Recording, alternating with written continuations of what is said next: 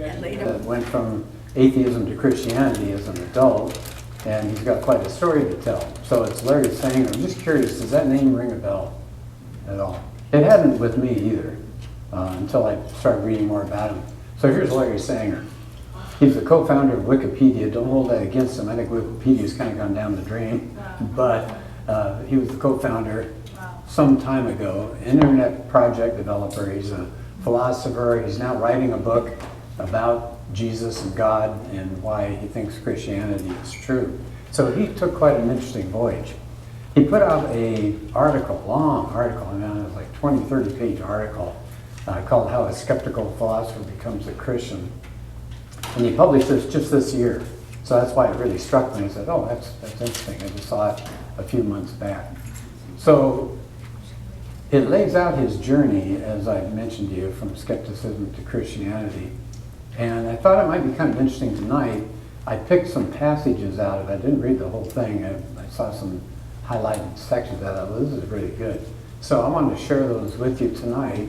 And then ask you, and that was, I sent you a few questions yesterday about how you might respond if you were dealing with somebody like Larry Sanger, or you see what Larry Sanger went through as he moved toward Christianity. So it only works tonight if you're willing and able to interact with me. Okay, so I throw the questions out. I'm just curious to see what you'll do with this. So here's the first part of his essay. In my late teens, I remember calling up a pastor to ask skeptical questions. I was not merely being rebellious. I really needed help thinking these things through. But the pastor had no clear or strong answers. Sad, huh? Yeah. He seemed to be brushing me off. I had the impression that he felt threatened by me. The damage was quickly done. It confirmed me in my disbelief. It hurt my belief very much to have been told I should not ask so many questions. I inferred that only dogmatic people who lack curiosity and are unable to ask hard questions believe in God. Right? So that was his conclusion. Therefore, such a belief must be irrational. So that was his conclusion. In other words, they didn't really have any answers. That's why they kind of brushed me off. And so there must not be anything to this. It's just, I just have a leap of faith. That's kind of what he felt. So I've got some questions for you, which start with dealing with questions. How should we be dealing with questions? Now, the first night we met here, I introduced a little bit of this. We talked about it briefly, but how do you interact with questions? I mean, how should Christians interact when we're having people ask us questions? Bridget? I think we should be grateful that they're asking and say, well, thank you for asking. Thank you for looking into it. And I'll do my best to answer all your questions. But if not, I'll go get someone or I'll look up the answers and come back and give them to you. So you show concern and appreciation that they're curious and that they want to know. Yeah. What else? Any other ways to interact? Mark? Yeah, I think a lot of times we have a lot of pride and we don't want to admit that we don't know. Instead of, like you just mentioned, take it as a journey with them. And this is something I'm learning, a journey to find the answer and not only solidify it in your own life, but also to help them answer their question. Because if you just give them an answer, I'm not sure they're going to grasp it. If you take them on a journey to find the answers and where to find the answers, and then let the scripture speak. Yeah. So what you're saying is make a connection. Yeah. Sometimes we can ask a question back, like, so what do you think the answer is? Or what information do you have about that topic? So you find out where they're at. And do they already have a preconceived idea on information? So you kind of get to where they're at, Well, sometimes you have to almost interpret the question, right? Or let them interpret it. What do you mean by that? That's a typical response we can give. Anything else you can think of? Look happy when you're talking to people. Look happy? Look happy. Not angry. Yeah, that's good. Clarify their question. Yeah. Make sure you understand it. Maybe give Or it have back to them them. rephrase it, or maybe I have to rephrase it Yeah. to say, this is what I understand that you're asking. Yeah. And a lot of times it can be a verbose question, and you kind of have to narrow it down Yeah. to what your understanding of it all might be. Sure. Yeah. I threw out a few things, and you already answered them pretty much, but being truthful, I mean, we may say, I've had that question myself. I mean, I don't know about you, but I don't think I've settled everything in Christianity. I haven't, but it works a lot better than any other worldview. You know, but there are areas that I think are tough, and you scratch your head a little bit. So I don't think that hurts to be truthful with somebody, and then focusing, whatever, you know, make sure we understand what the question is, and then being honest with them and being careful. Treat the question seriously. Huh? Can we ask questions of others? Like what? What do you mean by that? Yeah, that's always a good one. So sometimes it's just clarification if they say the Bible's been changed, to ask, well, what do you mean changed? You know, because if you're just talking about translations, nobody has a problem with that. Or they say, I don't know about the life of Jesus. Are you saying you don't think he lived, or you don't think they reported his life correctly, or you know, whatever? So you're looking for some kind of clarification there. Anything else as far as asking questions of other people? Let me share one with you. This is from Frank Turek. He's not Frank. If you know Frank, he has Cross-Examined. That's his organization. Really good stuff. I mean, he's got this book, I Don't Have Enough Faith to Be an Atheist. He co-wrote that one with a person who's already passed away, Norm Geisler. But so Turek's going full bore. And by the way, I just heard Steve talking before class started. He's got it's about an hour video where he's talking about It's Charlie. a podcast. It's That's a podcast. His Cross-Examined podcast. He talks about Charlie Kirk. They were best friends. Yeah. He was 30 feet from Charlie Kirk when he got shot. He tried to help save him. He got in the vehicle that Charlie Kirk was taken to the hospital, and he started CPR on Charlie. And it's also emotional. He has a hard time getting through talking about all the great things he did and his relationship with him. And then the actual day of the event, he warned Charlie. He said, "I don't like this place." He said, "There's too many high buildings." Wow. Yeah. But Charlie said, "We're going to do it." And they couldn't believe the crowd. They were stunned at the size of the crowd and the enthusiasm and the positive affirmations they were getting before he even started. So if you go to YouTube, you'll see a lot of his interactions with students on campus. I'm talking about Turek. And he said he got to where he started asking this first question here. Because he wanted to find out what the heart was of some of the people that were asking. I don't know if you want to ask this question, but I thought it was an interesting one. So he said, Frank has said, if I could prove Christianity was true, would you become a Christian? He said he can't believe how many people say no. Now that doesn't mean you stop. I mean, you would go ahead, but now you find out it's not really an intellectual issue that they're having. It's a heart issue. They don't want it to be true. They will say, I have some intellectual doubts about Christianity. No, not necessarily. I just saw something today. It was, I love it when I go blank. Jordan Peterson. Jordan Peterson was being interviewed. And he said that he posts all sorts of stuff. And he said he's probably read, if not thousands, he's read hundreds and hundreds of people who've responded with hostility to his views, because he's got a series now about the Bible. Keep praying for Jordan Peterson. It'd be great if he really became an out-and-out Christian. He's kind of walking toward the edge there. I don't think he's crossed over. His wife and his daughter, I think, are Christians. So he said he's read all these things from atheists. He said, you know what it came down to? Over and over again, he said they were hurt by people in the church, by Christians. And they don't want to be vulnerable again. They don't want to be open again. And so they say, well, I've got intellectual issues with Christianity. And so Turek tries to cut through that fog with this question. And again, I don't know if you want to use that question, but I thought it was an interesting question. Because he said he can't believe how many people say to him, no, I wouldn't be a Christian. So it's obviously more than, gee, I don't know if Jesus really lived. I don't know if I trust the Bible. It's more than that. Yeah. Once in a while, too, you'll see him, he's going in this long conversation with somebody, and he seems to be getting nowhere, and he's getting tired of it, and he asks that question, and that's where he decides if, he's going to go on, because he's got this audience that he's got to consider, too. Sure. Yeah. So that's a good question to try determining how far you're gonna go with the Yeah. person. And again, it doesn't mean you turn the person off. I mean, if you've got them and they're willing to keep going, but it's a revealing kind of question, isn't it? And it's revealing for the person who's been asking or challenging Christianity. So I thought that was interesting. I think Bridget already mentioned, like, why are you interested in this issue? You know, what's your background? What made you curious about it? And how about what would it take to convince you Christianity was true? That's a nice question. So there are some good questions that we can ask other people. How do you spell Frank's last name? What's that? How do you spell Frank's last name? Turek. Frank Turek.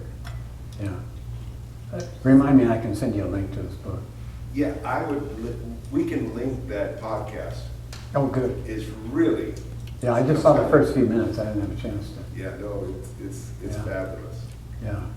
And if you don't have that book on your shelf, I don't have enough faith to be an atheist. That's probably one of these standards. It's been around for a long, long time. It continues to sell well. It's a very powerful book. And it moves through every issue involving Christianity, starting with, is there truth? You know, did the universe have a start? I mean, some of the big issues, and moved finally to the New Testament and to Jesus.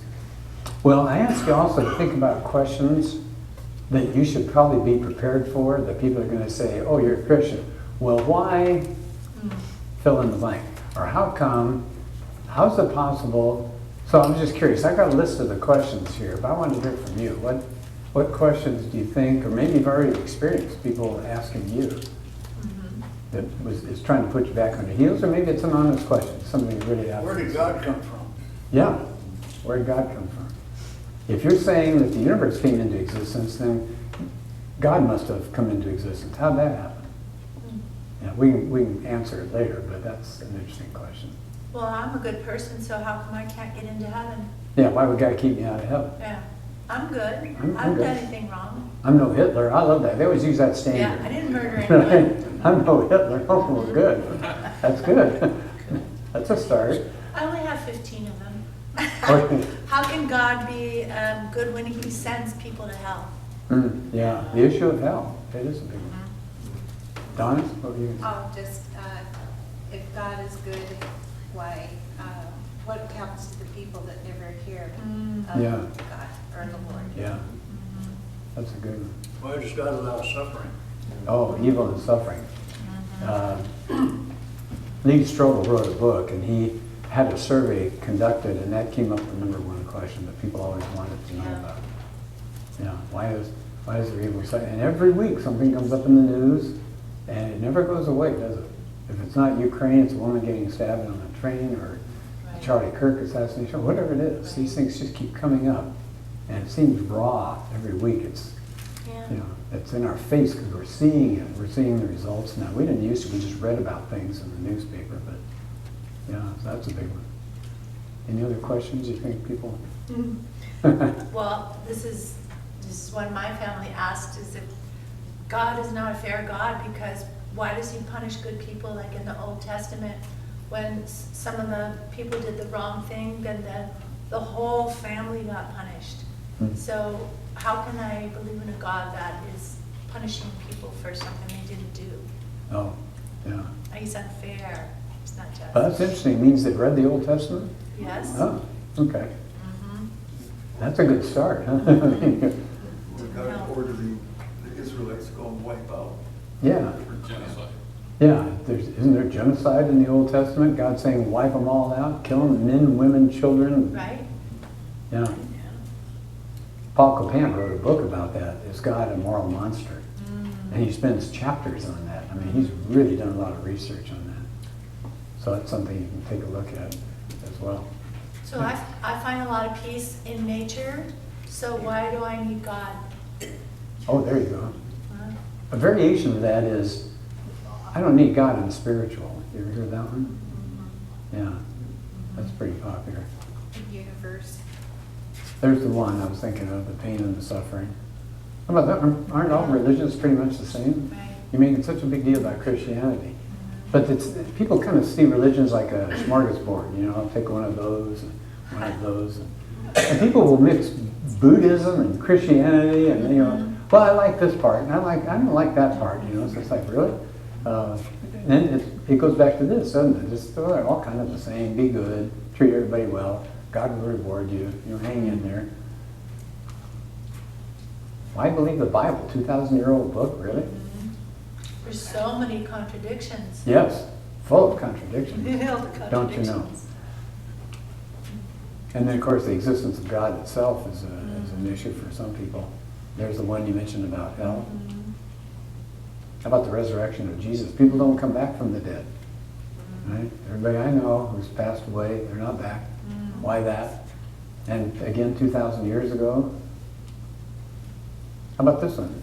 Why are there so many denominations? If Christianity is true, it's one religion, but you just look around Escondido and you got different ways of doing all sorts of stuff.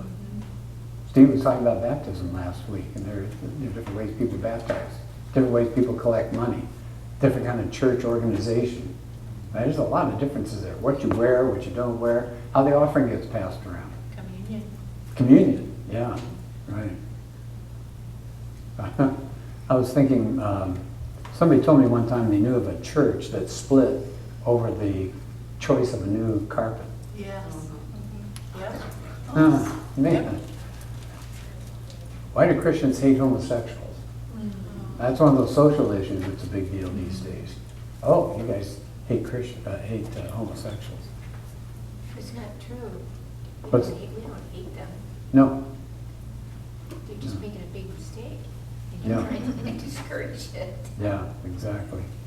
And by the way, we can't answer all these tonight, right? We're just thinking about these things, but there are answers available. Now, I mentioned that there are a bunch of booklets over there on the table. So probably 3 or 4 years ago, I wrote a small book of different issues, and I just kept adding to it. It kind of got away from me. So I had some of them bound up. And the ones that are over there have occasionally a typo or something, right? And so you'll see maybe a pencil mark or a question mark or something, so you can ignore that. But they're yours if you want to take them with you, just have them. On the other hand, if you say, well, I don't want to lug something home, remind me, I'll send you a PDF of the latest book. Ended up 220 pages or something. It started out about 85. I kept thinking new topics. I can't go without that. So I'm starting to turn to Stephen King. You ever seen his books lately? He started out, Carrie was about that thick, and then he got into It, and that was huge. Anyway, now he's doing series, it's like one story. So they're over there, and one of them that's in a separate column all by itself is the book in Spanish. I got somebody to translate it into Spanish. So if you know anybody who would gain from a Spanish version of Apologetics, that's what it's all about. That book is all apologetics. These things that we've been talking about, the idea of hell, the resurrection of Jesus, existence of God, there's scientific sections in there, different religions in there. So it like I said, kind of got away from me, but it was a lot of fun. So they're yours if anybody wants to take them with you. What are some of your other resources, though? What I mentioned, I don't have enough faith to believe. I don't have enough faith. Help me out on that. Atheist. What? To be an atheist. I don't have enough faith to be an atheist. There we go. So are there some other resources that you like to go to? Websites, books, YouTube, places? Yeah, Gabriel? Locally, I use like Augustine and Aquinas and like all the ancient philosophers. Wow, that's heavy hitting. Good for you. Do you get them from online or do you buy I get books? them from my school. Okay. Yeah, my school teaches them. So. What school is it? Yeah, Escondido Charter. Wow, good. That's why we need charter schools, right? Yeah, they can do those What things. books were they again? So they're books that are written by Augustine and Aquinas, and they take stuff from philosophy like Plato and Aristotle. So they like not merge, but they prove theology with philosophy. as well. Wow. I'm glad they're doing things like that. Good. What else? Where else do you go? What do you have on your shelf? Or where, maybe it's a who. Who do you talk to? What did you mention? Yeah, mention that one, because that's good. I didn't think about that one. Tell them about it. Interesting answers to some tough questions. Yeah. And concise, 3 minutes, 5 minutes, Yeah. These are YouTube videos you're talking about? just right on YouTube. Yeah. Red Pen Logic. It's one of the people who Red, or R-E-D, Red Pen, P-E-N, Red Pen, like he's a teacher, correcting. So it's called Red Pen Logic.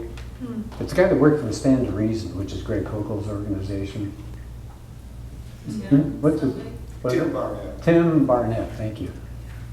Okay, so Tim Barnett, his stuff is really, really Yeah. good. Sometimes he'll actually have a clip from somebody who's, antagonistic to Christianity, and then he kind of pulls it apart and shows you. But he does things on like paper as well, so interesting guy.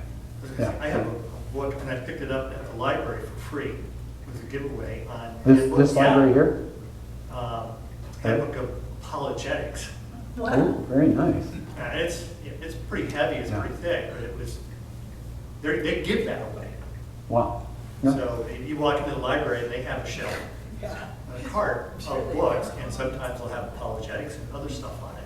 So if you, let's see, it's off that way for the campus Yeah, here. it's over. Right? Most people can't find it. I mean, it's kind of shoehorned in an area. It's that- on the parking lot side of the gym. Yeah, right. It's part of the gym around to the south side. Yeah.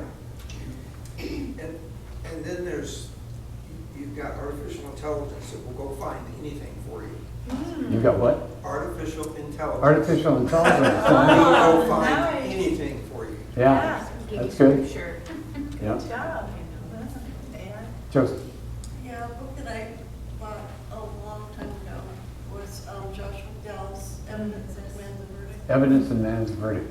Now, I was just going to say, you could probably buy the older version really, really cheap. There's a newer one with his son. So if you find Josh and Sean as co-editors, then that's updated. It's doing a few more modern things. See? Yeah, we've mentioned it before, but you need to have on your library shelf Tactics by Greg Kokel. Yeah. If you don't, you're going to miss out on how to ask. This whole thing is asking good questions. Yeah. And that's what Tactics teaches you, in logical fallacies and this sort of thing to spot. So it's a great book. And we've done Tactics as in our apologetics a few years ago. I don't know how many years, maybe 5 or 6 years ago. Yeah. We did it here. Yeah. I think his website is Stand to Reason. STR. STR. Yeah. Yeah, you got to go to str.org. But you can buy it on Amazon. I mean, it's available all over the place. Go for the 10th anniversary edition, though, because it's not just a page here, a page there. It's like, I don't know, 30, 40 pages of additional material. So that's good stuff. And Greg Kokel on his website, they have classes. Yeah. And they go into subjects. And it's amazing. Yeah. Because they'll do the presentation, and then you've got questions to answer to get to the next chapter. Yeah. Well, the Tactics is also Audible. It's in Audible. Oh, yeah, true. Some of the booklets, not all, but they have a 4-page resource list. But again, I can send that to you separately. But I divide it into things like good websites, articles on Christianity, as the history of it, science, different religions, things like that. So this is a golden age, by the way, of apologetics. I mean, you shouldn't have any excuse, oh, I can't find it. Everything's out there. I mean, people are publishing like crazy. So many good people are rising. It's a wonderful time to be involved with questions dealing with Christianity. Joseph? Yeah, and then J. Warner Wallace, The Cold Case Christianity. Yeah. His books are good. His books are wonderful. Yeah, he did one about God's crime scene that's looking at reasons for God, and then his first book was Cold Case Christianity. He looks at the New Testament and reliability and things like that. But he's got other books, excellent. He's got one, if you've got somebody in your family who's younger who really likes graphic novels, he does a graphic novel. And it's indirect Christianity, not in your face, you need to believe this stuff. So if you look it up, you'll find it. So Sanger, right, so he's asked these questions, didn't get a good answer, thought there's nothing to it. But as he got older, he was interested in philosophy. He studied 3 arguments because he thought, if I'm a philosopher, I should study the things that philosophers think about. And one of the things they think about is, what are some arguments that people have raised over the years for the existence of God? So here was his comment. Perhaps the biggest complaint I had about the arguments, and here are the 3, I want to come back to them in just a minute, was that none of them came even close to establishing that God, especially the God of the Bible, exists. They made partial headway, perhaps, he says. So you probably already know these, but I'm just going to do a real brief thing here. The cosmological argument, fancy name, it just says, why is stuff here? Right? Where did the universe come from? That there's a time when there was no universe. So what brought it into existence? Either the universe created itself or something outside the universe brought it into existence.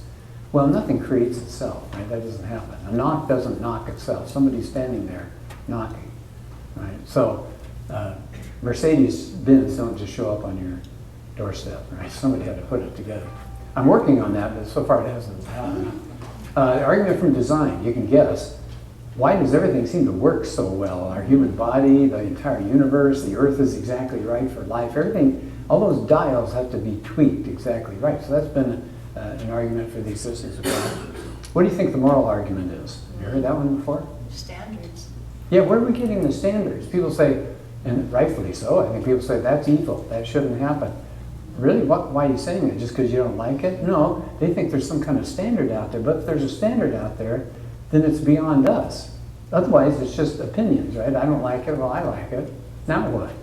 Right? We can't settle on it. So those have been three arguments. Now, his complaint, can you see what he's saying here? He felt like all that did is take you to some sort of being out there that maybe got the ball rolling. So he says it didn't take him to the God of the Bible. So here's my question to you.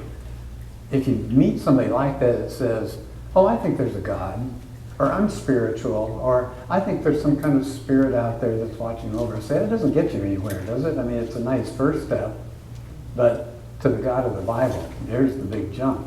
So have you thought about that at all? How do you move from the existence of just God, right, the general idea of a God somehow, to the God of the Bible?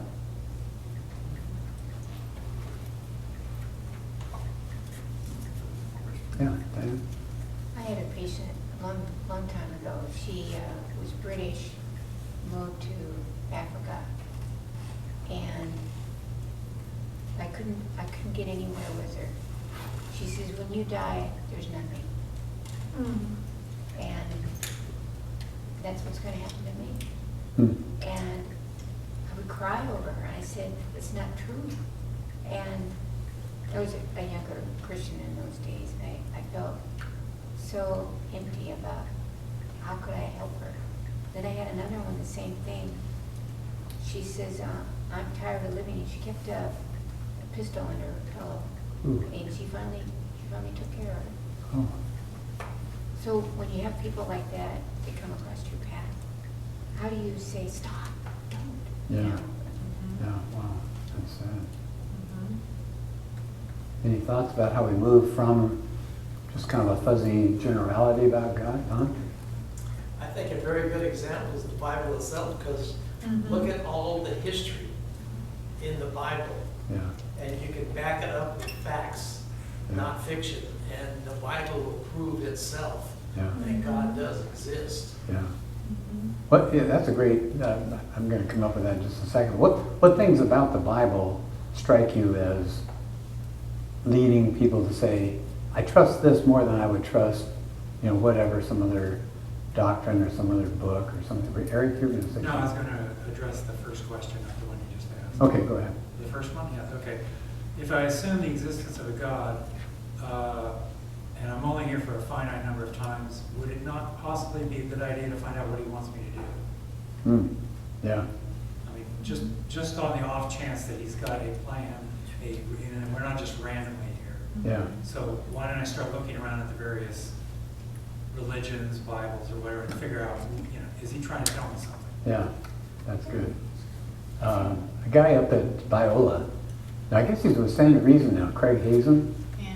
Is he full-time with Stand to Reason? I think he switched, did he? Yeah, he's a consultant for them and kind of an expert at home behind supporting Coco. Yeah. But Hazen is brilliant in his own right. He does a four-step, he says if he ever meets somebody that's kind of in this boat saying, well, I think there's a God, it'd be a good idea if I could kind of look at different religions and all. He always tells them, start with Christianity. And they say, well, that's because you're a Christian. He goes, no. He said Christianity ties in real well with history. You could check it out with history like Don was talking about.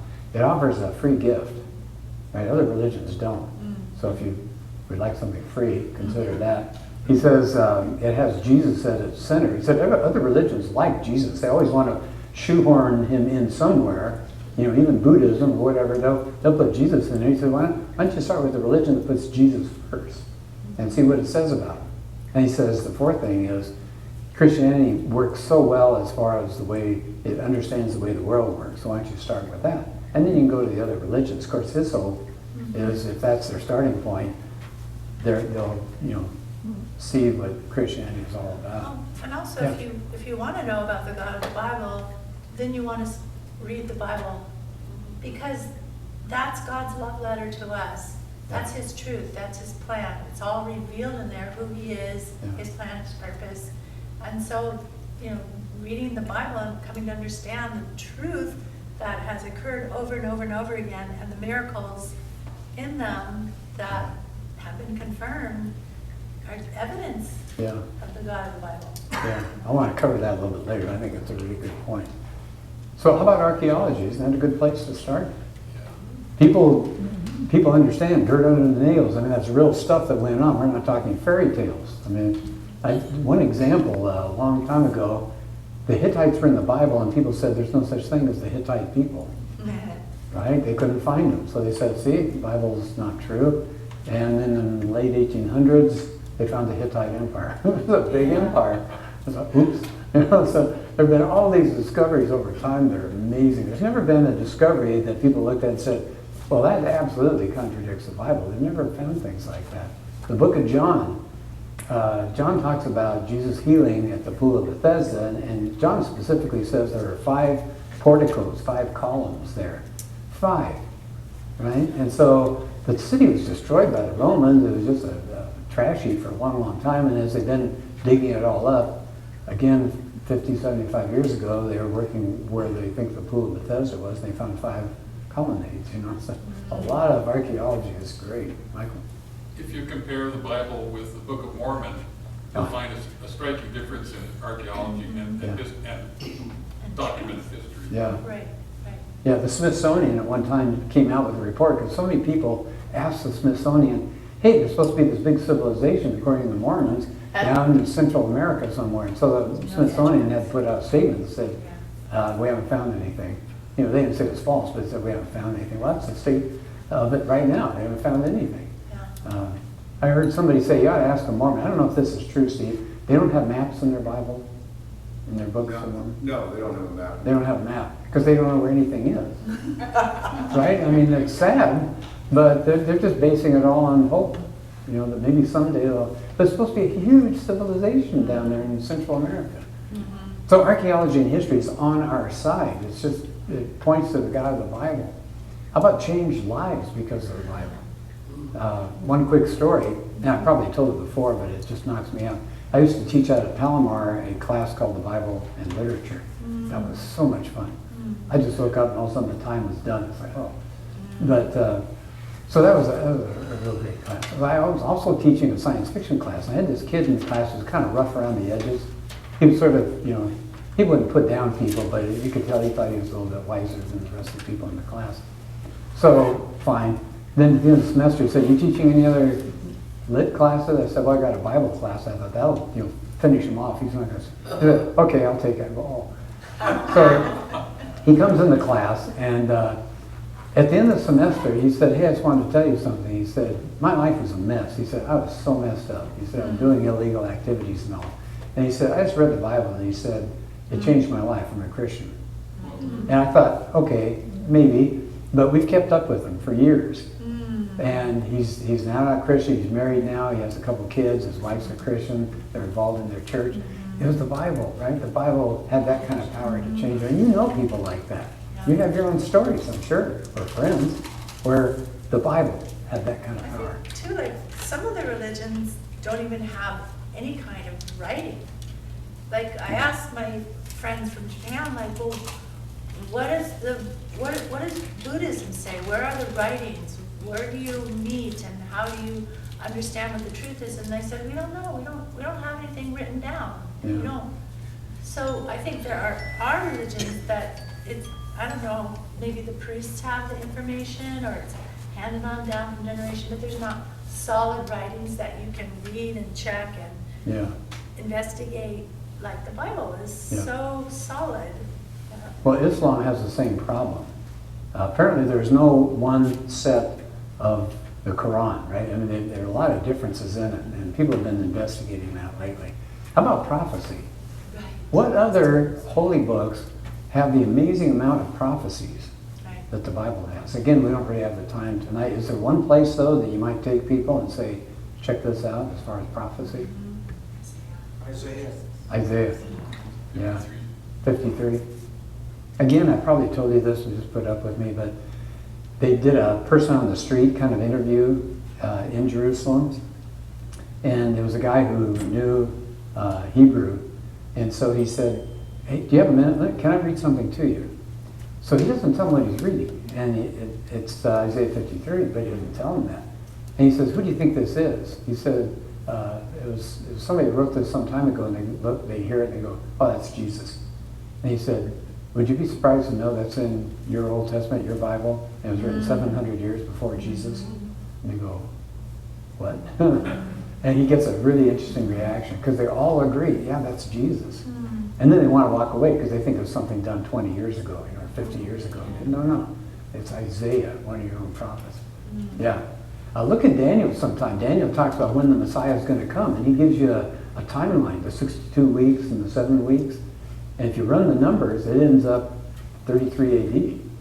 Because it says from the decree allowing the rebuilding of the temple until Messiah comes. And so it's really interesting stuff. Of course, Jesus is the best reason to believe that the God of the Bible is who he says he was, because Jesus was part of that God of the Bible. The reliability, again, we won't talk about it tonight. We have a lot of reasons to trust the Old and the New Testament. So I think you can move from a God to the God of the Bible. Gary? Yeah, see. You can also use the resurrection. Yeah. I did that with a nephew in Yosemite. He and his girlfriend took him through evidence for the resurrection, and they looked at me and said, well, we don't have answers for what you're putting out there, but we still don't believe. But the resurrection, if it happened, if Jesus rose from the dead, then God exists. Yeah, that's true.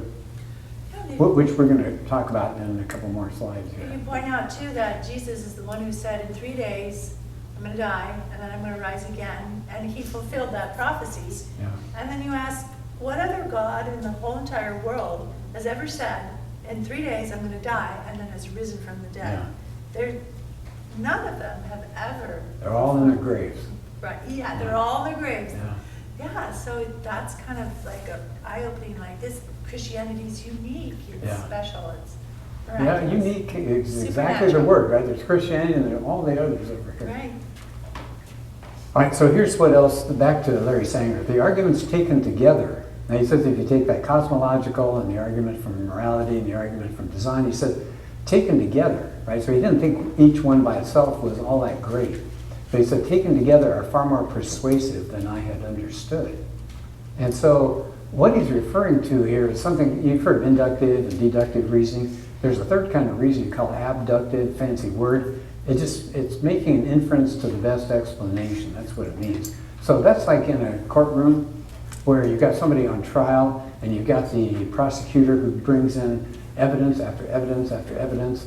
And at the beginning, the defense can maybe argue against the one piece, but here comes the second piece, there's a video, now there's fingerprint proof, there's DNA, neighbors saw something, and pretty soon you start stacking enough of that evidence up. By itself, each piece may be attackable, right? I mean, you might go after it, but once you got 10, 15, 20 pieces of evidence, it looks pretty overwhelming.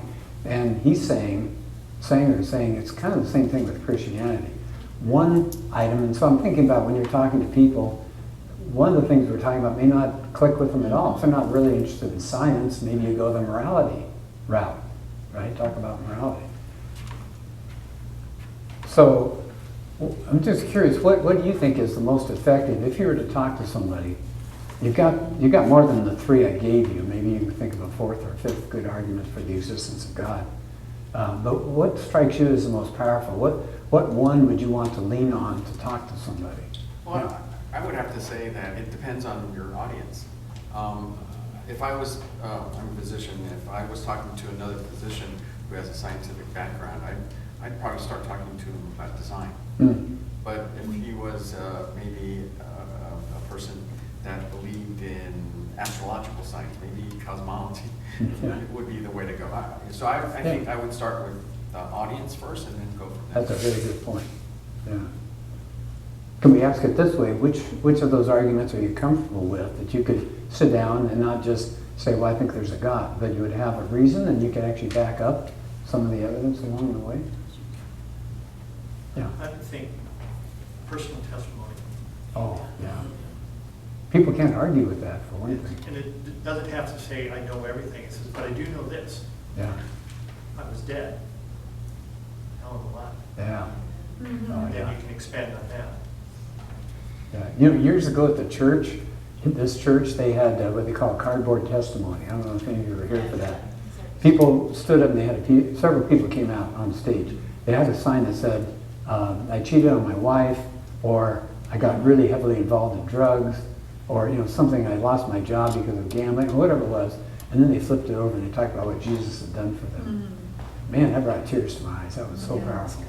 I mean, the lives that got changed. It was just super impressive. I just think that it's hard for anyone to argue against creation.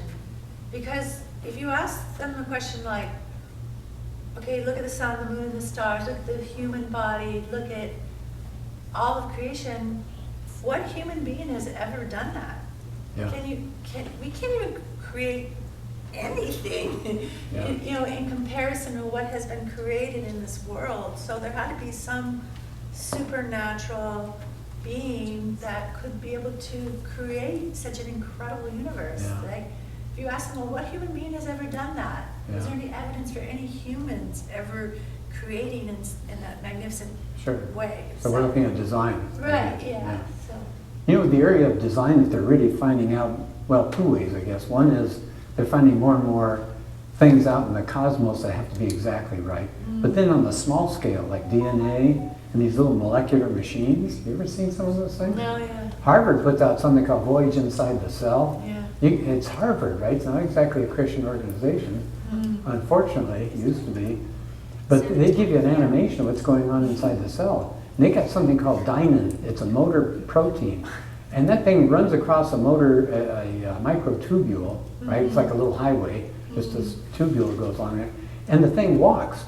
It actually has feet. And the feet go like this, and it's carrying a big gob of something that needs to take somewhere. It's pretty cool. What was that, voyage within the cell? Yeah, Voyage Inside the Cell or something like that. But again, if you remind me, Paul, I'll send everybody a link to it, because I think I'm close. I hope if you find it, let us know, okay, if that's the time. There's more than one. Yeah. But that one's really good, the Harvard one. Steve was mentioning a good place to go is the resurrection of Jesus, talking to people. Because again, they're going 2,000 years ago, really? Who knows if the Bible got it right? Are there some good arguments, you think, for the resurrection? Josie? Yeah, why would 12 men be willing to die if what they were believing was not true? Yeah. And then all those 5 or 3,000 people, I can't remember, 500 people that saw him alive after he had been resurrected. They always say, well, Muslims ran their airplanes into buildings, but they didn't know whether what they believed was true or not. The disciples knew if it was a lie. They're out there proclaiming a lie, and then when the pressure comes, it seems like they would fold, but they don't fold. That seems weird, doesn't it? Unless it was actually true. And then there were Zacchaeus, Jesus came to his house. He was a tax collector. He was probably saved at that moment. There's so many other people that aren't even mentioned, after the resurrection, that, like Stephen and all these other people that not specifically mentioned, but Yeah. Have you heard of what's called the minimal facts? Gary Habermas has talked a lot about that. He's studied that historians, people have looked at the resurrection, both Christian and non-Christian, and he compiled a list of what he said even the most ardent atheists will grant regarding the resurrection. So they won't grant that Jesus literally came out of the grave. They don't go that far, but they'll say, they admit that Paul and James completely changed their way of thinking, right? They all of a sudden were persecuting, now they're okay with what Jesus did. The church started in Jerusalem, but that's where Jesus was put to death. If he was dead and stayed dead, how would the church start there? I mean, you'd go start your church 500 miles away, wouldn't you? Where people can't check out what was going on in Jerusalem. The Romans are pretty thorough. Historians say, we have no doubt that Jesus lived and that he died, right? No doubt about that. There's not anything about him fainting on the cross and coming to later. No, the Romans, they were good at crucifixion. So you start putting some of these things together, and they will admit, the ones that don't believe will still admit that the disciples thought they saw Jesus. But they'll attribute it usually to hallucinations. They wanted to see him so badly, they said, he's coming in the room. The catch is there's no such thing as plural hallucinations, right? There's no group hallucinations. You don't dream and tell your spouse, hey, join me in the dream, it's a really good one. Right? You have your dream, somebody else has their dream. I mean, so there's all these things. You can look it up. Habermas has a really good book about the resurrection. So you can definitely argue for that. So I just listed some of the arguments. Here are a couple that we haven't mentioned yet in class. Where did consciousness come from? How does material stuff all of a sudden wake up one day and go, hey, I got a thought? Right? How does that happen? And nobody can figure it out. In fact, most books that are done by non-Christians call their book The Problem of Consciousness. We don't have a problem with it, right? But they do, trying to figure out, where does this go? What's this thing about mind? How can you have a mind? Aren't you just a brain with chemical sloshing and neurons firing? No. I mean, nobody's going to buy that. We think we have free will. We're pretty sure we have free will. We put people in jail because we think they have free will, right? We don't say, well, Adolf Hitler just had some bad neurons. We don't say that. We say he was a terrible individual. We honored Mother Teresa. We didn't say, well, why honor her? She just has different kinds of neurons. No, you don't do that kind of stuff. So anyway, those are just some of the things. For Jesus, things like, he's mentioned in outside sources, though, right? Outside the Bible. Josephus, for example, Tacitus, and some others. One of my favorites is a guy named Pliny. Pliny was a governor in what's today Turkey, and he's writing around 100 AD. And he sends a letter off to the headquarters, in Rome. He says, what are we supposed to do with these Christians? They get together and they sing songs and they honor this guy as if he's a god. Isn't that interesting? So it's not the church 300 years later that decided to make Jesus God, right? In the first century, they're already seeing him as God. Anyway, even changed Jewish rituals, right? These are good Jews, and they threw away the Sabbath worship. They threw away the whole temple thing. They threw away the sacrificial system. And they inaugurated new stuff. Why would they do that? Why would they give up their entire culture? Because something big happened to them with the resurrection. All right, let me continue here. So this is back to Sanger. The new atheism became, if anything, even more obnoxious. I observe Christians on social media, often though not always, behaving with maturity and grace, while their critics often acted like obnoxious trolls. Some of my favorite people were Christian, too, and some of them were extremely intelligent. Strange. The obnoxiousness of the growing anti-Christian sentiment actually made me defend them more. Isn't that interesting? So we're running a little short of time, but do you agree that there are a lot of people who see Christians in a negative light? Yes. Yeah. What comes up? What's the phrase or what's the word? What do they associate Christianity with? Judgmental. Narrow-minded. Narrow-minded. Hypocrites. Hypocrites. This is sad. You guys are coming up with them real fast. Yeah. Been there, done that. Been there, done that. Not having much fun, maybe strict. Yes. There was a guy one time that said his definition of a Puritan was somebody was worried that somewhere somebody was having a good time. Oh. But there are those things that are out there, aren't there? Right. Statements about Christianity, or thoughts about Christianity. I think the worst one I've heard is that there was some gay people calling us immoral for not believing in their Oh, way that's of life. true. Oh, Yeah. wow. So they're turning that around. Yeah. Christians are now seen as a danger to our society. Hate speech. Hateful, hate speech. It is in Canada. What's that? It is in Canada. Yeah. There's In England. limitations what pastors can say. Yeah. Which is what John MacArthur used to rail against up there. So Canada said, you can't come here anymore. Yeah. Abandoned. Good thing we have a Bill of Rights, huh? But if you haven't seen the AB 715 that they're pushing, it's the one where they talk about anti-Semitism. Hmm. Well, when you read the bill, that's not what they're talking about. They're talking about the Christians, the Jews, the Muslims, everybody. And you can't say anything bad about them. Oh, okay. So you gotta be nice, play nice and not say anything. Is that coming up, is it gonna be on the ballot, or is it a bill that's being, No, it's a bill, an AB. so it's already passed? No, it hasn't passed. Okay. Huh. Any ideas how you might combat this negativity toward Christianity? I think just admit it. Yeah, we do make mistakes. Yes, we are sinners. So if you don't recognize that you're a sinner, then you don't recognize you need a Savior.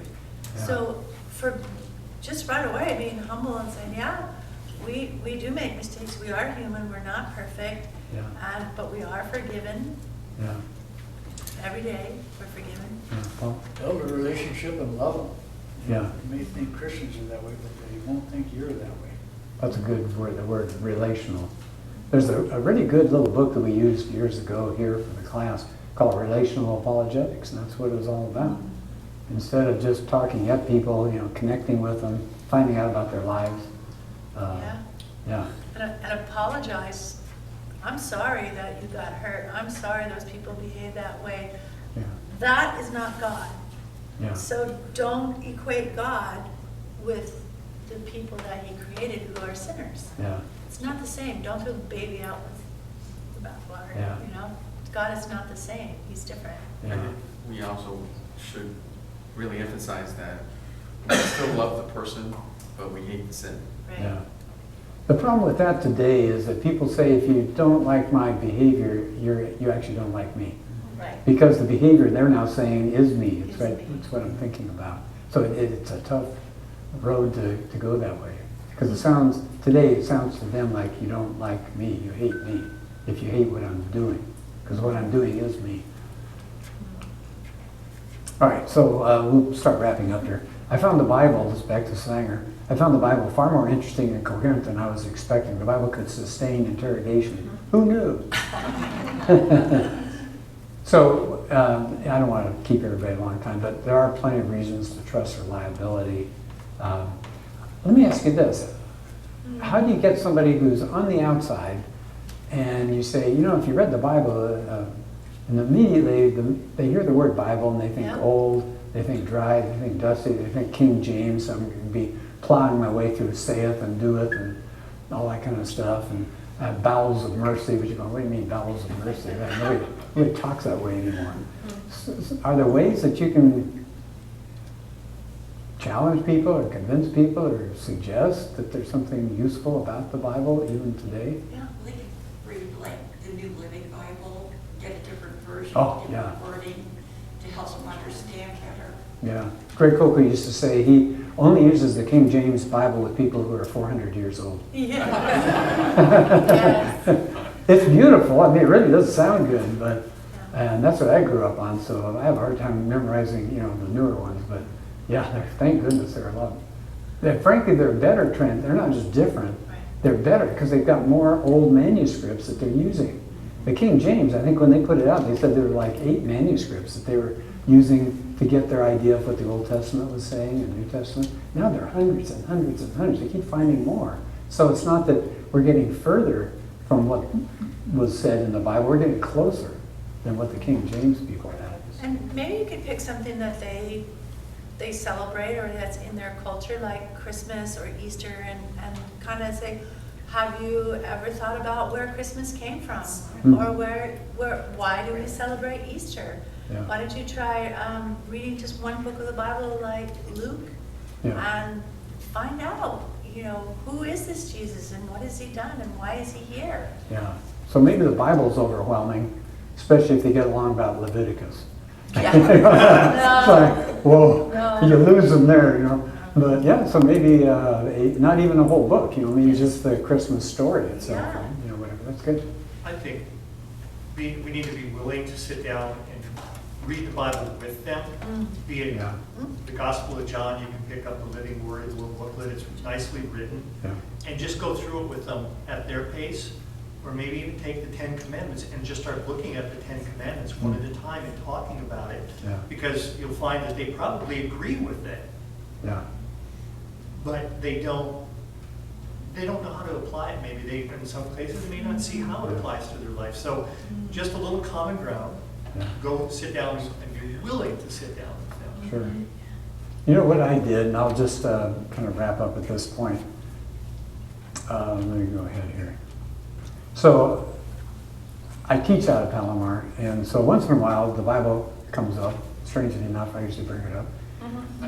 But if I have a student who ever says, oh, that's interesting or whatever, I've got a 2-page, I don't know if you call it a lesson, but it's just a 2-page piece that I'll be glad to send you. If you've got somebody that's willing or thinking about reading at least, you know, some of the Bible, kind of curious about it, but again, you don't want to watch them go off the cliff in Leviticus or something. So I give them the story, and in parentheses I give them passages where they can get through the Bible. It's only about a fifth of the Bible, roughly, but they'll experience the whole story. But I tell it to them in a story form that would tie it in. So, for example, and then I'll stop here. I'm not going to read the whole thing, but the first part of the Old Testament contains history in the form of stories. Genesis displays a fascinating collection of people. Now, I'm not doing all of Genesis, but quite a bit, because there are some really interesting people to meet there.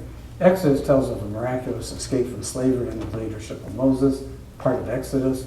The Jews, like so many of us, blew many opportunities, parts of Numbers. Finally, after a long delay, they entered the promised land under a fierce general, that's Joshua. So it's just 2 pages, so if you ever encounter somebody interesting that's saying, okay, yeah, I'm willing to give it a shot. Well, here's a plan. You know, it's not the whole Bible, but you hope that they're curious enough after doing that, you know, maybe they'd be willing to do some more. So, a conclusion, we ought to be ready to engage people, right? That's our job. We need knowledge, wisdom, and character, as Greg Kokel talks about. As